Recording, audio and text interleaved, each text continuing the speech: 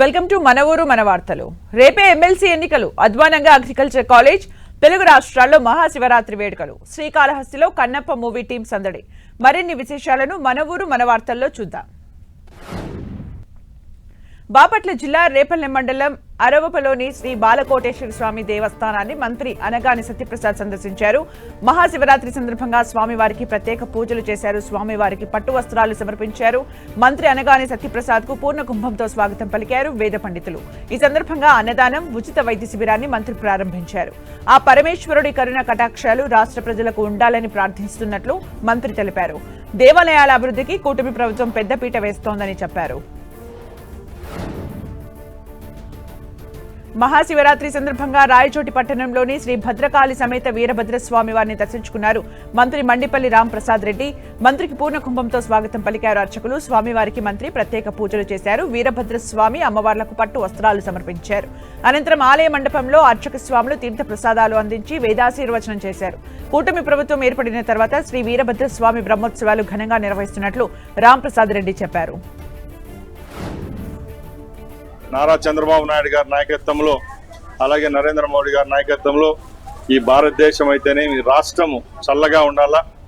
ప్రజలు ఏదైతే మా పైన పెట్టిన బాధ్యతను దిగ్విజయంగా రాబోయే 5 సంవత్సరాలు నిర్వర్తించి రైతులు, కార్మికులు, కర్షకులు అందరూ సంతోషంగా ఉండాలని ఆ దేవుని ప్రార్థించడం జరిగింది. మహాశివరాత్రి పర్వదినం సందర్భంగా అమరావతిలో అమరేశ్వర స్వామి వారి ఆలయానికి భక్తులు భారీగా తరలివచ్చారు. తెల్లవారుజాము నుంచి అమరేశ్వర స్వామికి అభిషేకాలు ప్రారంభమయ్యాయి. వేలాది మంది భక్తులు స్వామివారిని దర్శించుకున్నారు. భక్తులకు ఎటువంటి అసౌకర్యం కలగకుండా అధికారులు ఏర్పాట్లు చేశారు. సిద్దిపేట జిల్లా హుస్నాబాద్ మండలం పొట్లపల్లిలోని శ్రీ స్వయంభూ రాజరాజేశ్వర స్వామి వారి ఆలయం భక్తులతో కిటకిటలాడింది. మహాశివరాత్రి సందర్భంగా మంత్రి పొన్నం ప్రభాకర్ స్వామివారిని దర్శించుకుని అభిషేకం చేశారు. రాజరాజేశ్వర స్వామికి పట్టు వస్త్రాలు సమర్పించారు. అనంతరం ప్రసాదాన్ని పంపిణీ చేశారు. భక్తులకు ఎలాంటి ఇబ్బందులు లేకుండా క్యూ లైన్స్ లో దర్శనానికి పంపించాలని అధికారులకు సూచించారు. 20 సంవత్సరాలుగా పొట్లపల్లి శ్రీ రాజరాజేశ్వర స్వామి వారిని ప్రతి శివరాత్రి రోజున దర్శించుకుంటున్నట్లు పొన్నం తెలిపారు. ఇక్కడి స్వామివారిని హుస్నాబాద్ ప్రాంతం వాళ్లే కాదు, ఇతర జిల్లాల భక్తులు పెద్ద ఎత్తున దర్శించుకుంటారని మంత్రి చెప్పారు. భవిష్యత్తులో దేవాలయాన్ని మరింత అభివృద్ధి చేస్తామని తెలిపారు. ఈ ప్రాంతంలోని ప్రాజెక్టులు పూర్తయి మంచి పంటలతో సుభిక్షంగా ఉండాలని స్వామివారిని వేడుకుంటున్నట్లు పొన్నం పేర్కొన్నారు. రాజరాజేశ్వర స్వామి, నేను దాదాపు 20 సంవత్సరాల నుంచి ప్రతి శివరాత్రికి వస్తూ ఉన్నాను. ఈరోజు కూడా మంత్రిగా ఆ యొక్క దేవుణ్ణి సేవ చేసుకునే అవకాశం ఉంది. అందుకే ఈసారి ఆరేపల్లి నుంచి పందిళ్ళ దాకా via Putlapalli double line road కూడా భక్తుల సౌకర్యాలతో నిర్మించినాం. రాబోయే కాలంలో పార్కింగ్ ప్లేసెస్ కావచ్చు, డ్రింకింగ్ వాటర్ పర్మనెంట్గా ఉండే విధంగా భక్తులకు కావచ్చు. మెదక్ జిల్లా పాపన్నపేటలోని ప్రసిద్ధ పుణ్యక్షేత్రం ఏడుపాయల్లో మహాశివరాత్రి జాతర ఘనంగా ప్రారంభమైంది. మంత్రి దామోదర్ రాజనరసింహ ప్రత్యేక పూజలు నిర్వహించి జాతరకు శ్రీకారం చుట్టారు. ఈ సందర్భంగా వనదుర్గ భవానీ మాతకు మంత్రి దామోదర్ రాజనరసింహ పట్టు వస్త్రాలు సమర్పించారు. మంత్రికి పూర్ణ కుంభంతో ఆలయ అర్చకులు, ఈవో ఘన స్వాగతం పలికారు. అనంతరం అమ్మవారికి ప్రత్యేక పూజా కార్యక్రమాలు నిర్వహించారు. భక్తుల సౌకర్యార్థం ఉచిత ఆర్టీసీ బస్సును మంత్రి ప్రారంభించారు. రాష్ట్ర ప్రజలు ఆయురారోగ్యాలతో, పాడి పంటలతో సుభిక్షంగా ఉండాలని అమ్మవారిని మొక్కుకున్నట్లు దామోదర్ రాజనరసింహ తెలిపారు. సిద్దిపేట పట్టణంలోని శ్రీ ఉమా పార్థివ కోటిలింగేశ్వర స్వామి వారిని దర్శించుకుని ప్రత్యేక పూజలు నిర్వహించారు మాజీ మంత్రి హరీష్ రావు. శివుడి ఆశీస్సులతో ప్రజలు ఆయురారోగ్యాలతో, అష్టైశ్వర్యాలతో ఉండాలని ప్రార్థించానని చెప్పారు. శివుడంటేనే నీరని, తెలంగాణలో పసిడి పంటలు పండేలా ఆశీర్వదించాలని శివయ్యను కోరానన్నారు హరీష్ రావు. శివుడంటేనే మరి జలం. ఆ శివుడు మరి తెలంగాణ ప్రాంతంలో పసిడి పంటలు పండే విధంగా తెలంగాణ ప్రజలందరికీ మరి ఎక్కడ కూడా త్రాగునీటికి, సాగునీటికి ఇబ్బంది లేకుండా మనందరినీ కూడా ఆశీర్వదించాలని ఆ పరమశివుణ్ణి ప్రార్థిస్తూ ఉన్నాను. భద్రాద్రి కొత్తగూడెం జిల్లాలోని అన్నపురెడ్డిపల్లి శ్రీ భ్రమరాంబ సమేత మల్లికార్జున స్వామి దేవాలయాన్ని సందర్శించారు జిల్లా ఎస్పీ రోహిత్ రాజ్ దంపతులు. ఎస్పీ రోహిత్ రాజ్ దంపతులకు దేవాదాయ శాఖ అధికారులు ఆలయ మర్యాదలతో స్వాగతం పలికారు. అనంతరం దేవాలయంలో ఎస్పీ దంపతులు ప్రత్యేక పూజలు నిర్వహించారు. భక్తులు అధికంగా తరలి రావడంతో పోలీసులు బందోబస్తు ఏర్పాటు చేశారు. మహబూబాబాద్ జిల్లా కొత్తగూడెం మండలం గుండం తిమ్మాపురం అడవుల్లో కాకతీయ రాజులు నిర్మించిన శ్రీ రామలింగేశ్వర స్వామి ఆలయంలో శివరాత్రి వేడుకల సందడి నెలకొంది. శివాలయాన్ని రంగురంగుల విద్యుత్ దీపాలతో సుందరంగా అలంకరించారు. ప్రసిద్ధి చెందిన పాకాల చెరువు ఒకవైపు, మరోపక్క గుండం చెరువు మధ్యలో శివాలయం ఉంది. వేకువజామున భక్తులతో గుండం శివాలయం చేరుకుని అభిషేకాలు, ప్రత్యేక పూజలు నిర్వహించారు. పెద్దపల్లి జిల్లా గోదావరి ఖని జనగామ గ్రామంలోని శివాలయంలో రామగుండం ఎమ్మెల్యే రాజు ఠాకూర్, మక్కాన్ సింగ్ దంపతులు ప్రత్యేక పూజలు నిర్వహించారు. రామగుండం నియోజకవర్గంలోని ప్రజలందరూ సుఖశాంతులతో ఉండాలని, అష్టైశ్వర్యాలు పొందాలని శివుణ్ణి ప్రార్థించినట్లు ఎమ్మెల్యే చెప్పారు. తాము చేపడుతున్న అభివృద్ధి కార్యక్రమాలు ఎలాంటి ఆటంకాలు లేకుండా కొనసాగాలని ప్రార్థించానన్నారు. ఆలయ అభివృద్ధికి ప్రభుత్వం తరపున సహాయ సహకారాలు అందించేందుకు ప్రత్యేక శ్రద్ధ చూపుతున్నామని తెలిపారు. జనగామ జిల్లా పాలకుర్తి మండల కేంద్రంలోని శ్రీ చండికా సమేత సోమేశ్వర లక్ష్మీ నరసింహస్వామి ఆలయంలో మాజీ మంత్రి దయాకర్ రావు సోమేశ్వరుడికి అభిషేకం చేశారు.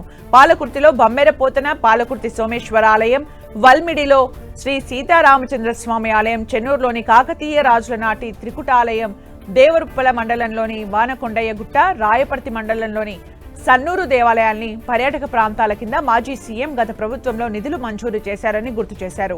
ఇప్పటికీ చాలా పనులు పెండింగ్ లో ఉన్నాయన్నారు. పనుల పూర్తికి సీఎం రేవంత్ రెడ్డి, రాష్ట్ర మంత్రులు, ఎమ్మెల్యేలు కృషి చేయాలని ఎర్రబెల్లి కోరారు. నల్గొండ జిల్లా మిర్యాలగూడ నియోజకవర్గంలోని శైవ క్షేత్రాలు శివనామ స్మరణలతో మారుమోగుతున్నాయి. స్వామివారిని దర్శించుకునేందుకు వేకువజాము నుంచే భక్తులు ఆలయాలకు తరలివస్తున్నారు. వాడపల్లి, అడవిదేవులపల్లి, మిర్యాలగూడ పట్టణంలోని ఆలయాలకు భక్తులు భారీగా తరలివచ్చారు. మహాశివరాత్రి సందర్భంగా స్థానిక ఎమ్మెల్యే బత్తుల లక్ష్మారెడ్డి దంపతులు వాడపల్లి మీనాక్షి అగస్తేశ్వర స్వామిని దర్శించుకుని ప్రత్యేక పూజలు నిర్వహించారు.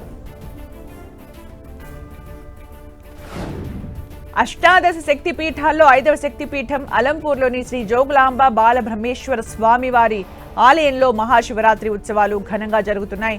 తెల్లవారుజాము నుంచే భక్తులు బాలబ్రహ్మేశ్వర స్వామి వారికి అభిషేకాలు, పూజలు నిర్వహించారు. మహాశివరాత్రి నుంచి బాలబ్రహ్మేశ్వర స్వామి బంగారు తొడుగు ధరించి భక్తులకు దర్శనమివ్వనున్నారు.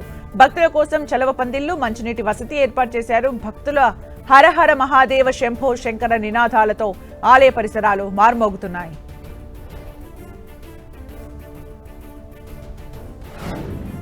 విజయనగరం జిల్లా మెంటాడ మండలం జైతిలో గల పురాతన భ్రమరాంబిక సహిత మల్లికార్జున స్వామి వారి ఆలయంలో శివరాత్రి వేడుకలు ఘనంగా జరుగుతున్నాయి. రాష్ట్ర మంత్రులు గుమ్మడి సంధ్యారాణి, కొండపల్లి శ్రీనివాసరావు స్వామివారిని దర్శించుకున్నారు. స్వామివారికి ప్రత్యేక అభిషేకం, పూజలు నిర్వహించారు. రాష్ట్ర ప్రజలంతా సుఖ సంతోషాలతో ఉండాలని ఆకాంక్షించారు. మహాశివరాత్రి పర్వదినం సందర్భంగా ఖమ్మం జిల్లా పెనుబల్లి మండలంలోని నీలాద్రి క్షేత్రానికి భక్తులు పోటెత్తారు. తెల్లవారుజామునే స్వామివారికి అభిషేకాలు, పూజా కార్యక్రమాలు ప్రారంభించారు. నీలాద్రి క్షేత్రంలోని స్వామివారిని ఎంపీ రామ సహాయం రఘురాం రెడ్డి, రాజ్యసభ సభ్యులు వద్దిరాజు రవిచంద్ర, స్థానిక ఎమ్మెల్యే రాకమయ్య దంపతులు, మాజీ ఎమ్మెల్యే సండ్ర వెంకట వీరయ్య దర్శించుకుని పూజలు చేశారు. అయితే ఆలయం వద్ద అరకొర వసతులతో భక్తులు తీవ్ర ఇబ్బందులు ఎదుర్కొన్నారు. లెక్కకు మించి వీఐపీ పాసులు జారీ చేయడంతో సామాన్య భక్తులు 4 నుంచి 5 గంటల పాటు స్వామివారి దర్శనం కోసం నిరీక్షించాల్సి వచ్చింది. కొందరు వీఐపీ పాసులను కలర్ జిరాక్స్ తీసి దుర్వినియోగం చేసినట్లు సిబ్బంది గుర్తించారు. అయితే వీఐపీలు వచ్చిన సమయంలో సాధారణ భక్తుల క్యూ లైన్లను నిలిపివేయడంతో ఆలయ సిబ్బందిపై భక్తులు తీవ్ర ఆగ్రహం వ్యక్తం చేశారు. మరోవైపు పుణ్యస్నానాలు ఆచరించే కోనేరు సైతం పూర్తిగా అపరిశుభ్రంగా మారడంతో భక్తులు స్నానాలు చేసేందుకు ఇబ్బంది పడ్డారు. అల్లూరి సీతారామరాజు జిల్లా కుమారస్వామి గూడెంలోని శ్రీ వల్లి సుబ్రహ్మణ్యేశ్వర స్వామి ఆలయం భక్తులతో కిటకిటలాడింది. తెల్లవారుజాము నుంచే భక్తులు పూజలు ఆచరించారు. సుమారు 200 ఏళ్ల క్రితం కాకతీయులు నిర్మించిన ప్రాచీన ఆలయం కావడంతో పెద్ద ఎత్తున భక్తులు తరలివచ్చారు. మహాశివరాత్రి రోజున ఆలయంలో శ్రీ వల్లి సుబ్రహ్మణ్యేశ్వర స్వామి వారికి కళ్యాణం నిర్వహించారు. తెలంగాణ, ఛత్తీస్గఢ్ రాష్ట్రాల నుంచి భక్తులు స్వామివారి కళ్యాణానికి హాజరయ్యారు. మహాశివరాత్రి సందర్భంగా పార్వతీపురం మన్యం జిల్లాలోని గుమ్మలక్ష్మీపురం, కురుపాం ఏజెన్సీలోని శైవ క్షేత్రాలు శివనామ స్మరణలతో మార్మోగుతున్నాయి. స్వామివారిని దర్శించుకునేందుకు వేకువజాము నుంచే భక్తులు ఆలయాలకు పోటెత్తారు. క్యూ లైన్స్ లో నిల్చుని శివుణ్ణి దర్శించుకుంటున్నారు. భక్తులకు లడ్డూ ప్రసాదం, మంచినీరు, చిన్నపిల్లలకు పాలు, అల్పాహారం ఉచితంగా పంపిణీ చేశారు.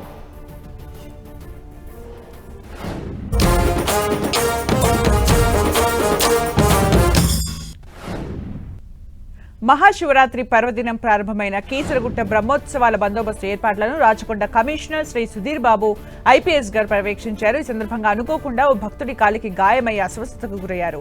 కమిషనర్ స్వయంగా దగ్గరుండి ప్రాథమిక చికిత్స అందించి తన గొప్ప మనసును చాటుకున్నారు. తక్షణమే మెరుగైన వైద్యం కోసం అంబులెన్స్ లో హాస్పిటల్ కు పంపించారు.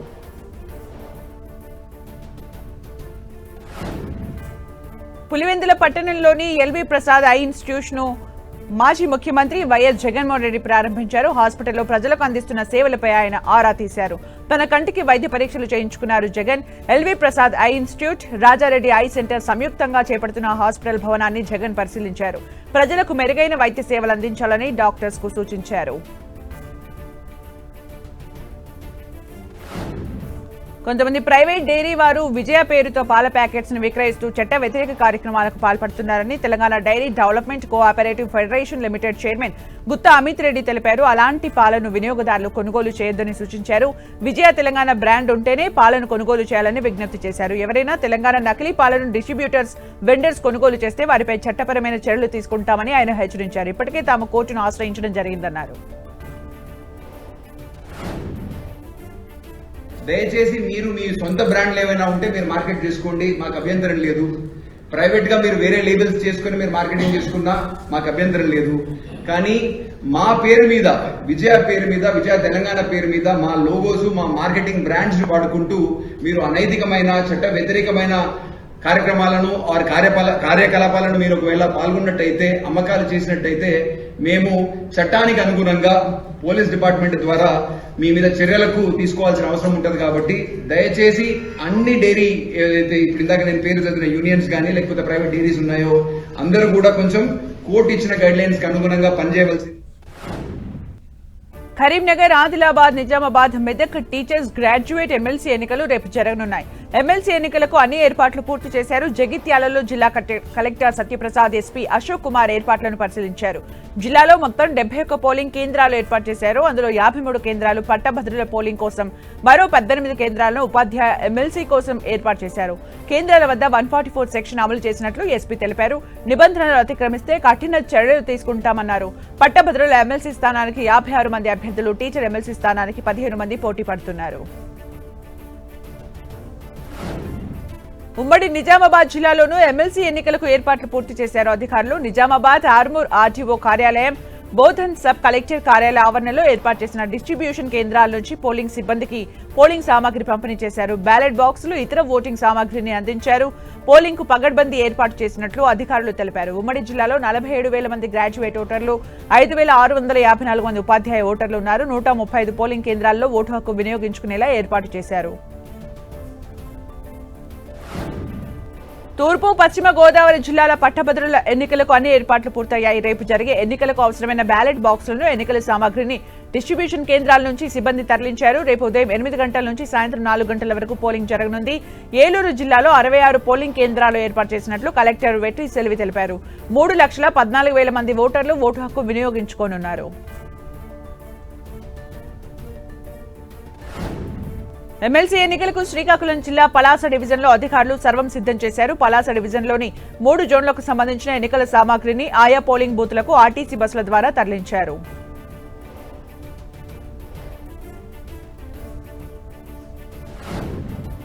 జగిత్యాల జిల్లా కోరుట్లలోని సోషల్ వెల్ఫేర్ అగ్రికల్చర్ కాలేజ్ విద్యార్థులు ఆందోళన చేశారు. హాస్టల్లో కనీస వసతులు లేక ఇబ్బంది పడుతున్నామని రోడ్డుపై ధర్నా నిర్వహించి ప్లకార్డులను ప్రదర్శించారు. గత సంవత్సరం నుంచి ఎలాంటి వసతులు లేక ఇబ్బందులు పడుతున్నామని విద్యార్థులు చెప్పారు. 27 జిల్లాలకు చెందిన 50 విద్యార్థులు ఇక్కడ చదువుతున్నారు. బాత్రూంలకు డోర్స్ లేక స్నానం చేయడం గగనంగా మారిందన్నారు. తాగడానికి నీళ్లు కూడా లేవని, మిషన్ భగీరథ ద్వారా వచ్చే మురికి నీళ్లతోనే స్నానం చేస్తున్నామని విద్యార్థులు తెలిపారు. కిచెన్ కూడా అపరిశుభ్రంగా ఉందన్నారు. ఇప్పటికైనా ప్రభుత్వం తగిన వసతులు కల్పించాలని అమ్మాయిలు డిమాండ్ చేశారు. విశాఖలోని పల్సెస్ ఐటీ కంపెనీ ఉద్యోగులు ఆందోళన కొనసాగుతోంది. గత 4-5 నెలలుగా ఉద్యోగులకు జీతాలు చెల్లించడం లేదని, పీఎఫ్లు జమ చేయడం లేదని ఉద్యోగులు చెబుతున్నారు. పల్సెస్ పీఎఫ్ అకౌంట్స్ ను ఫ్రీజ్ చేశారు. దీంతో తమ భవిష్యత్ అంధకారంగా మారిందని ఆవేదన వ్యక్తం చేస్తున్నారు. అయితే జీతాల చెల్లింపులకు 3 రోజుల గడువు కోరింది యాజమాన్యం. తమని ప్రభుత్వం ఆదుకోవాలని ఐటీ కంపెనీ ఉద్యోగులు వేడుకుంటున్నారు. విశాఖలో పల్సెస్ ఐటీ కంపెనీని మూసివేస్తున్నారని ఉద్యోగులు తెలిపారు.